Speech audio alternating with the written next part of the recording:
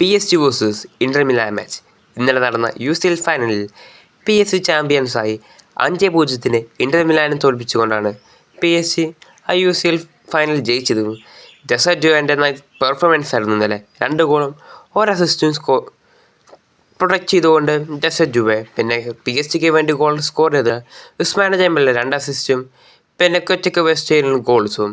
അങ്ങനെ PSG അവരുടെ ആദ്യത്തെ UCL ഫൈനലിൽ വിജയിച്ചുകൊണ്ട് ചാമ്പ്യൻസായി. എനിക്ക് തോന്നുന്നത് ഉസ്മാൻ ഡെംബെലെയാവും ഇപ്രാവശ്യത്തെ ബാലൻ ഡി ഓർ വിന്നർ. പിന്നെ ഡെസർട്ജുവെയാണ് മാൻ ഓഫ് ദി മാച്ച്. പിന്നെ PSG അവരാദ്യമായിട്ടാണ് ആ ട്രബിൾ കംപ്ലീറ്റ് ചെയ്യണത്. ഇന്റർ മിലാൻ്റെ കാര്യം നോക്കുക വെച്ചാലോ, അവർ വയ്യാത്ത പോലെയാണ് കളിച്ചത്. 5 ഗോൾസ് കൺസീഡ് ചെയ്തു. പിന്നെ റയൽ മാഡ്രിഡ് നീട്ടി വെച്ച സൈനിങ് അവർ സൈൻ ചെയ്തു. ട്രെന്റ് അലക്സാണ്ടർ-ആർണോൾഡിനെ സാബി അലോൻസോൻ്റെ പുതിയ ഇറയ്ക്ക് അവർ സൈൻ ചെയ്തു. ജൂഡ് ബെല്ലിഹാമും ട്രെന്റ് അലക്സാണ്ടർ-ആർണോൾഡും ആ ഫ്രണ്ട്ഷിപ്പ് നിറവും. ഈ ചാനലിലെ വീഡിയോസ് ആദ്യമായി കാണുന്നവർ ഇഷ്ടപ്പെട്ട ലൈക്ക് ചെയ്യുക, ഷെയർ ചെയ്യുക, സബ്സ്ക്രൈബ് ചെയ്യുക. അപ്പോൾ